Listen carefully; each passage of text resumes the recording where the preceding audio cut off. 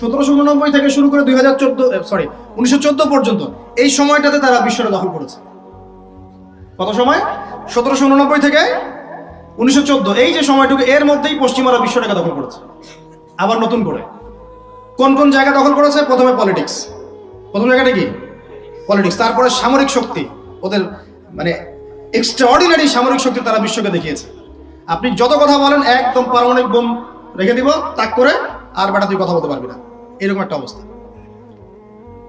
বিশেষ করেন ব্যাপারটা এরকম, পুরো জাতি নিয়ে আপনি একটা ঐক্যবদ্ধ শক্তি করতে চান, একটা মিসাইল, পারমাণবিক মিসাইল এরকম রেখে দিবে, এই বাড়াবাড়ি করো না বেশি, একদম দিব লঞ্চ করে, বাস আপনি চুপ, একদম চুপ। কারণ ওইটা প্রতিহত করার তো আমার কাছে ওই নাই, ক্ষেপণাস্ত্র প্রতিরক্ষা সিস্টেম তো নাই। ওরা যদি আমাকে তাক করে রাখে, আমিও তাক করে রাখতাম, বেটা তুই মারলে আমি মেরে দিব, যা। উত্তর কোরিয়ার মতো একটা কান্ট্রি, আমার সাবজেক্টে এইগুলা, আমরা ইউনিভার্সিটিতে এগুলোই পড়েছি। ও একটা কান্ট্রি, কতটুকু কান্ট্রি জানেন? উত্তর কোরিয়া দক্ষিণ কোরিয়া একসময় মারামারি করতো, এই মারামারি লাগিয়ে দিয়েছিল পশ্চিমারা। পরে উত্তর কোরিয়ার প্রেসিডেন্ট ওই বলা থেকে বের হয়ে যায়, বলা থেকে বের হয়ে চায়নার সাথে বন্ডিং শুরু করে, রাশিয়ার সাথে বন্ডিং শুরু করে, ওদের সাপোর্টে সে আস্তে আস্তে আস্তে নিউক্লিয়ার ডিভাইসগুলো তৈরি করা শুরু করেছে। করার পরে এখন এই মাত্র বেশি না, 20 থেকে 25 বছরে ওরা এমন একটা জায়গায় চলে গেছে, খাইতে পারুক না পারুক, পারমাণবিক বোমা একদম তাক করে রেখে দিয়েছে। পশ্চিমারা ওখানে নাক গলাতে পারে না, ও নাক গলাতে পারে আমার কাছে এসে, আমাকে বলে স্যাংশন দিবে, আমাকে বলে তোমাকে ভিসা নীতি বাতিল করে দিব, আমাকে বলতে পারে, ওকে বলতে পারবে না তো, কারণ ওর কাছে ওইরকম অস্ত্র আছে, দিবে একটা মাইরা, যা বেটা, ওর পার্ল হারবার আছে সামনে জাপানের ওখানে। কারণ এটা এমন একটা বিষয় যে একটা যদি সে মারে, আর এও তো একটা মারতে পারবে, একটা বোমা পড়লে পুরো জাতি একদম মুহূর্তের মধ্যে ছাই হয়ে যাবে, ছাই। এই জন্য এটা যুদ্ধ এত সহজে কেউ যেতে যাবে না। এটা হচ্ছে একটা মনস্তাত্ত্বিক শক্তি যে আমার কাছে আছে, তুই মারলে কিন্তু আমি মারতে পারি, এই মনস্তাত্ত্বিক শক্তিটাই দরকার ছিল, এখন নাই। আর ভাই এগুলো আমাদেরও তো অনেক দোষ, সব কিছু তো আমরা মানুষের উপর চাপাই দিয়ে বসে থাকি। আমরা যখন অ্যানালাইসিস করতে বসি, সবাই মনে হয় যে বিজ্ঞ পণ্ডিত, কিন্তু আপনি তো দায়িত্ব নিয়ে সামনে আসছেন না, আপনি তো পড়াশোনা করে উপরে আসছেন না, আপনি তো জ্ঞান অর্জন করে মানুষকে বোঝানোর চেষ্টা করছেন না। আমরা তো আমাদের দায়িত্ব পালন করছি না, করছি কি? আল্লাহ পাক আমাদের সবাইকে বিচক্ষণ হওয়ার তৌফিক দান করুন। কয়টা সায়েন্টিস্ট তৈরি হয়েছে আমাদের, বলেন কয়টা সায়েন্টিস্ট তৈরি হয়েছে আমাদের জাতির মধ্যে? নাস্তিক তো ভুরি ভুরি তৈরি হচ্ছে। কয়টা সায়েন্টিস্ট তৈরি হয়েছে আমাদের ইউনিভার্সিটিগুলোর মধ্যে? কয়জন অর্থনীতিবিদ তৈরি হয়েছে ইউনিভার্সিটিগুলোর মধ্যে? আমিও তো পড়েছি ইউনিভার্সিটি, ছেলে মেয়ে একসাথে বসে গাল গল্প করে, চীনা বাদাম খায়, কোনো সময় স্যার আর ছাত্রীর প্রেম হয়ে যায়। আমি বলছি না কিছুই হয় না, পড়াশোনা তো হয়, সিস্টেম তো অনেক সুন্দর, টাকা পয়সাও সরকারি অনেক খাচ্ছেন আপনারা, কিন্তু এখন কথা হচ্ছে গভর্নমেন্টের যে এত টাকা পয়সা খাচ্ছেন, রেজাল্টটা কি দিচ্ছেন?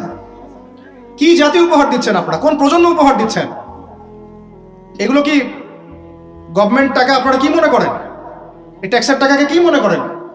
এগুলো মানুষের আমানত, রক্ত ঘাম করা পয়সা। আপনাকে বেতন দেওয়া হচ্ছে, আপনাকে ফ্ল্যাট দেওয়া হচ্ছে, আপনাকে গাড়ি দেওয়া হচ্ছে, ওগুলোর দিকে তো চোখ দেন না। আমরা একটু এক্সকরোলা গাড়িতে চললেই একদম নজরদারির মতো চলে আসি, গাড়ি কোত্থেকে আসলো? আমার গাড়ির দাম তো 6 লাখ টাকা না 7 লাখ টাকা, আপনার গাড়ির দাম তো 50 লাখ টাকা। আর এইগুলো আমাদেরকে মানুষ ভালোবেসে হাতিয়ে দিয়েছে। আপনাকে ভালোবেসে না দিলে আমি কি করতে পারি? আমার কিছু করার আছে? তো মূল জায়গাগুলো তো আমরা দেখি না। সব সমস্যা ইসলামকে নিয়ে চুলকানি নাকি? খালি ইসলামকে নিয়ে চুলকানি হয়? মূল জায়গায় আসেন। আমি বলেছি, চ্যালেঞ্জ করেছি, একটা মাঠের মধ্যে আপনি সমস্ত সেকুলার মহলের টিচারদেরকে একত্রিত করেন, আপনি উদ্যোগ নিয়ে করেন দেখি, করে সবার কোরআন তেলাওয়াত টেস্ট করেন। আমি চ্যালেঞ্জ করতেছি 10% কোরআন তেলাওয়াত ঠিক থাকবে না। তাদের হাতে আপনি একটা জাতি করতেছেন, তাহলে শিক্ষা তো এই অবস্থা হবেই। ব্যাংলার তো আপনাকে শিখাবে, আর কি শিখাবে? ইসলাম এবং জেনারেল শিক্ষা, ইসলামী শিক্ষা, এইটাকে সমন্বয় করাটা এখন সময়ের দাবি হয়ে গেছে।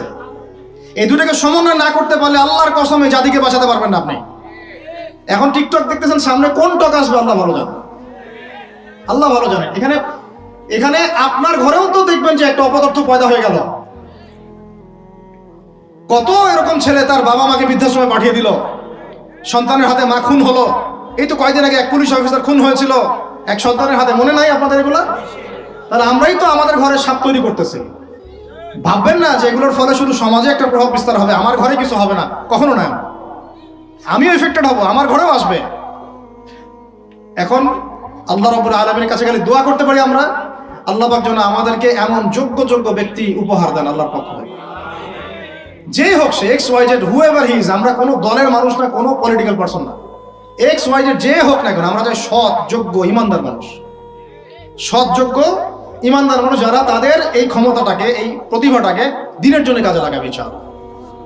এরকম মানুষ চান না আপনারা? এটা দোয়া করতে হয়, আল্লাহ যেন কবুল করে দেয়, আমিন। আর আমাদেরকেও হতে হবে আনুগত্যশীল, এবং আমরা শান্তিপূর্ণ কোনো পরিবেশের মধ্যে বিদ্রোহ করতে যাব না। কারণ এগুলো করলে রাষ্ট্রের আরো ক্ষতি হয়, উপকার হচ্ছে কি হয়, ক্ষতি বেশি হয়।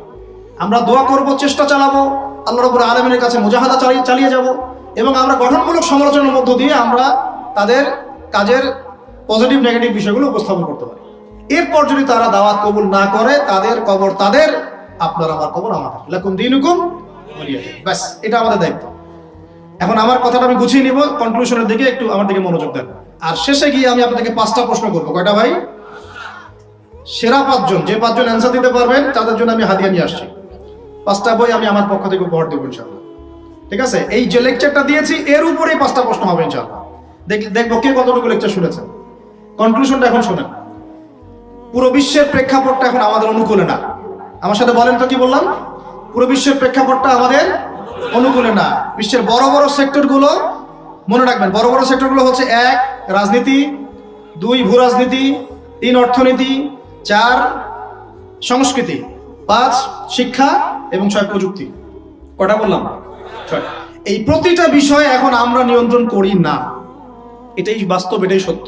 কারা নিয়ন্ত্রণ করে? ইসলামের দুশমনরা করে। ইসলামের দুশমনরা করে, এরা হচ্ছে এই বিষয়গুলো নিয়ন্ত্রণ করে। প্রতিটা বিষয়, প্রত্যেকটা বিষয়, ব্যাংকিং সিস্টেম থেকে শুরু করে পলিটিক্যাল অ্যাফেয়ার্স, এভরিথিং। আমাদের হাতে কিছু নাই, কিন্তু আমরা বললাম যে ফিউচারে ঈসা আলাইহিস সালাম আসবেন এবং এটা কায়েম করবেন। এই তো কনক্লুশন। তাহলে মাঝখানে যে সময়টা বাকি আছে, এই সময়টাতে কাদের হাতে বা কোন বৈশিষ্ট্য ধারণ করতে পারলে আমাদের হাতে এই বিষয়টা হবে? এই তো প্রশ্ন না? এই না বিষয়টা? মাঝখানে একটা সময় তাহলে বাকি। সামনেও দেখলাম কি হতে যাচ্ছে, ঈসা ইবনে মারিয়াম আসবেন, ইমামুল মাহদী আসবেন, এই খেলাফা কায়েম হবে ইনশাআল্লাহ। তবে মাহদী আবার আনাচে কানাচে অনেক মাহদী বের হচ্ছে, এগুলো মাহদী না। ভুলেও এসবের পাত্তা দিবেন না, একদমই পাত্তা দিবেন না। আমার কাছে শুনেন, এগুলো নিয়ে আমরা স্টাডি করতেছি না দীর্ঘদিন থেকে। মালহামা না হওয়া পর্যন্ত মাহদী আসবেন না। কি হওয়া পর্যন্ত? মালহামা মানে গ্রেট ওয়ার, বিশাল যুদ্ধ, একটা ম্যাসাকার যুদ্ধ, মানে 99% কম্পিটিটর মারা যাবে। যোদ্ধা 100 জনের মধ্যে 99 জন মারা যাবে। যে বাঁচবে সে মনে করবে আমি সেই ব্যক্তি যে বাঁচবো, সবাই আশা নিয়ে যাবে ওখানে। কি নিয়ে হবে যুদ্ধ? ইরাকের ইউফ্রেটিস নদীর সোনার পাহাড়কে কেন্দ্র করে। ইরাকের ইউফ্রেটিস নদীর, ফোরাত নদীর সোনার পাহাড়কে কেন্দ্র করে। আর বললাম যে হোলি ল্যান্ড তারা চায়, ওই নীল নদ থেকে ফোরাত, এই পুরোটাই হোলি ল্যান্ড। তাহলে আমরা ফিউচারটাও জানি, বর্তমানটাও বুঝতে পারছি। এখন এইসব মাহাদিদের পিছনে ছুটবেন না। মাহাদি আসবেন, যখন আসবেন আমরা চিনতে পারবো ইনশাআল্লাহ। তবে আমার মনে হয় যদি ওই সময় এইসব মিডিয়াগুলো থাকে আর এরকম কিছু মুনাফিক আহলুন নেফাক থাকে, তারা ইমাম মাহদিকেও সন্ত্রাসী বলে দিবে। আমার তাই মনে হয়, আল্লাহ মাফ করুক। এখন মাঝখানে একটা প্রজন্ম দরকার। আমরা যদি আল্লাহর কবুলিয়ত পাই, হয়তো আমরা যদি এই সময়টা পেয়ে যাই। যদি আমরা না পাই, আমাদের ফিউচার জেনারেশন, যদি তারা না পায় তাদের ফিউচার জেনারেশন, এভাবে হয়তো চলতে থাকবে। কখন সেই প্রজন্ম আসবে আর কোন বৈশিষ্ট্য তাদের থাকবে, এর আগে আমি জাস্ট আপনাদেরকে 2টা আয়াত শোনাচ্ছি। 1, আল্লাহ পাক বলছেন ইন তানসুরুল্লাহ ইয়ানসুরকুম, সূরা মুহাম্মাদে আছে, তোমরা যদি আল্লাহকে সাহায্য করো আল্লাহ তোমাদেরকে সাহায্য করবে। আমার সাথে বলেন, তোমরা যদি আল্লাহকে সাহায্য করো আল্লাহ তোমাদেরকে সাহায্য করবে। মানে আল্লাহর কি সাহায্যের দরকার আছে? তোমরা আল্লাহকে সাহায্য করো বলতে, তোমরা যদি আল্লাহর দ্বীনকে সাহায্য করো, তোমরা যদি আল্লাহর দ্বীনকে সাহায্য করো, আল্লাহ তোমাদেরকে সাহায্য করবেন। ওয়া ইউসাব্বিত আকদামাকুম, তোমাদের পা আল্লাহ পাক শক্ত করে দিবেন ইনশাআল্লাহ। একটা। 2 নাম্বার, ইন্নাল্লাহা লা ইউগাইয়িরু মা বিকওমিন হাত্তা ইউগাইয়িরু মা বিআনফুসিহিম, আল্লাহ পাক কোনো কওমের, কোনো জাতির অবস্থা ততক্ষণ পর্যন্ত পরিবর্তন করেন না, সংশোধন করেন না, যতক্ষণ তারা নিজেরাই নিজেদের অবস্থা পরিবর্তনের চেষ্টা না করে। আয়াত তো পরিষ্কার। এখন তৈরন আবাবিল আসবে না, পাথর নিক্ষেপ করবে না, এটা সেই যুগ না। এটা আবরাহার যুগ না যে হস্তি বাহিনীকে ধ্বংস করার জন্য তৈরন আবাবিল আসবে, এটা সেই যুগ নয়। এখন আবাবিল আপনাকেই হতে হবে, আমাকেই হতে হবে। কথা কি বুঝতে পারছেন? এটা নিজেদের তাকদীর, নিজেদের ভাগ্য, নিজেদের মানে ভবিষ্যৎ আল্লাহর উপর তাওয়াক্কুল করে তার হুকুম মেনে আমাদেরকে করতে হবে। তাহলে কোন কোন বৈশিষ্ট্য লাগবে একটু খালি বলে শেষ করে দিই। এক, এমন প্রজন্ম চাই যেই প্রজন্ম 5 ওয়াক্ত নামাজ পড়ে। রাজি আছে কিনা ইনশাআল্লাহ? জোরে বলেন ইনশাআল্লাহ। আল্লাহ সাক্ষী থাকুন, আমিন। এমন প্রজন্ম চাই যেই প্রজন্মের প্রত্যেকটা মুসলিম পরিবারের 100% নামাজি মাশা। এটা না হওয়া পর্যন্ত বড় বড় বয়ান করেও কোনো লাভ নাই। এক, ঠিক আছে ভাই? রাজি আছি তো ইনশাআল্লাহ? আজকের পর থেকে নামাজ ছাড়বো? আল্লাহ পাক আমাদেরকে নামাজ শক্ত করে ধরার তৌফিক দান করুন। আর নামাজটা ভালো করে শিখে নেবেন, ধীর স্থির ভাবে পড়বেন, তাড়াহুড়া করবেন না, ঠিক আছে? 3G 4G না, শান্তভাবে পড়বেন। 2, আমরা এমন প্রজন্ম চাই যেই প্রজন্মের 100% মুসলমান কোরআন তেলাওয়াত করতে পারে। রাজি আছি কিনা ইনশাআল্লাহ? আগামী বছর ওয়াজ করতে আসার আগেই আপনাদের সবার কোরআন তেলাওয়াত সহি চাই ইনশাআল্লাহ। রাজি আছেন ইনশাআল্লাহ? আল্লাহকে কথা দেন, রাজি আছেন? অবশ্যই অবশ্যই কোরআন তেলাওয়াত শিখতেই হবে। যেমনি পারেন, যেভাবে পারেন, যত টাকা লাগুক, যার কাছে যেতে হয় হোক, যত দূরে সফর করতে হয় হোক।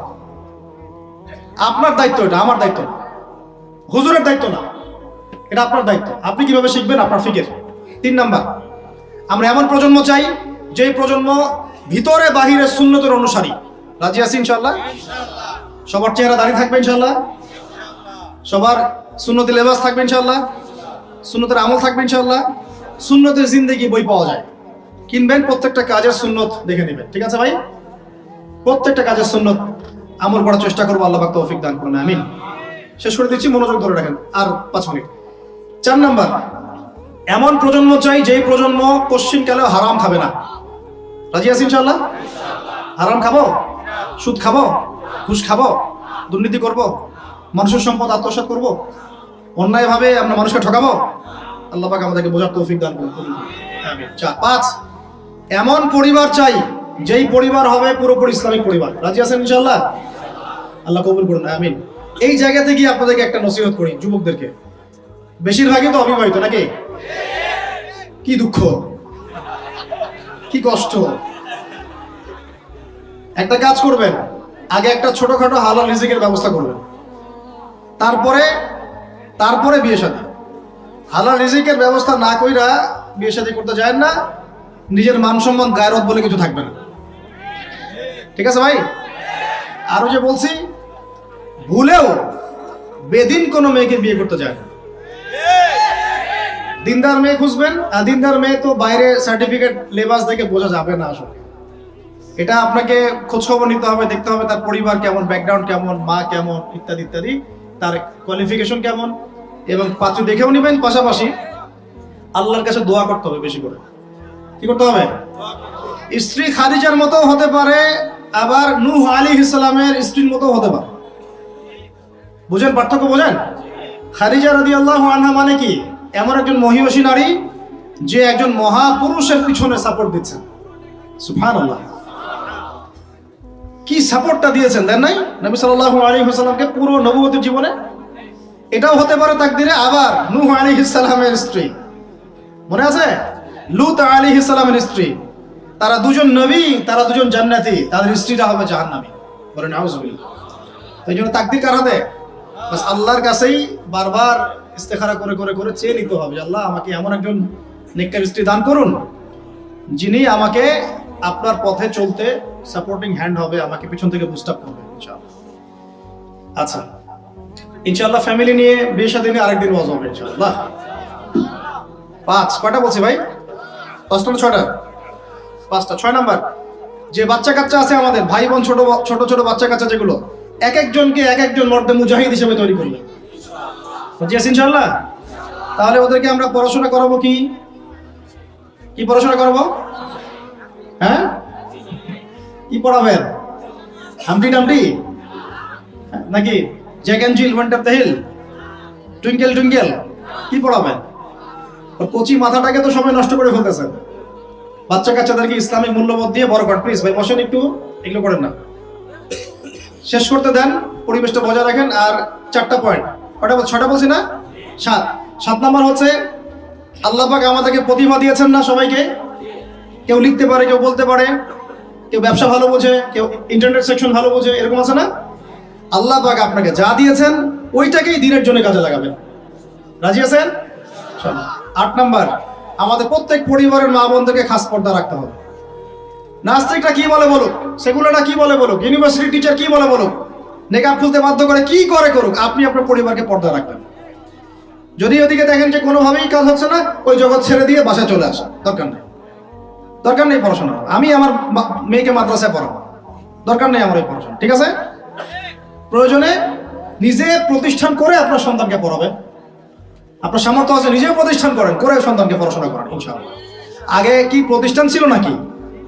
যে যুগটা সোনালী যুগ, ওই যুগে কোনো শিক্ষা প্রতিষ্ঠানই ছিল না। মানুষ ওস্তাদের কাছে ম্যান টু ম্যান পড়তো। একজনের কাছে কোরআন, একজনের কাছে হাদিস, একজনের কাছে উসুল, একজনের কাছে আরবি, এভাবে পড়তো মানুষ। ওরা মানুষ হয় নাই? তো এখন পরিবেশ গড়ে তোলার ফিকির করব, যদি না পারি আমার সন্তানকে আমি ইসলামিক লাইনে পড়াবো ইনশাআল্লাহ। সামর্থ্য থাকলে নতুন নতুন প্রতিষ্ঠান গড়ে তুলবো ইনশাআল্লাহ। আল্লাহ পাক তৌফিক দান করুন। কয়টা বললাম? 8টা না 9টা? 8টা। 9 নাম্বার হচ্ছে আমরা সবাই মিলে সৎ কাজে আদেশ করব, অসৎ কাজে নিষেধ করব। একজনের দায়িত্ব না। আচ্ছা, এই উম্মতের দায়িত্ব আমার উপরে? এই উম্মতের দায়িত্ব আব্দুল মালিক সাহেবের উপরে? এই উম্মতের দায়িত্ব কি আল্লামা তৌফিক ইসমাইলি সাহেবের উপরে? কার উপর দায়িত্ব বলেন তো? সবার দায়িত্ব আছে না? সবাই মিলে এই যে আমর বিল মারুফ এবং নাহি আনিল মুনকারের কাজ করবো ইনশাআল্লাহ।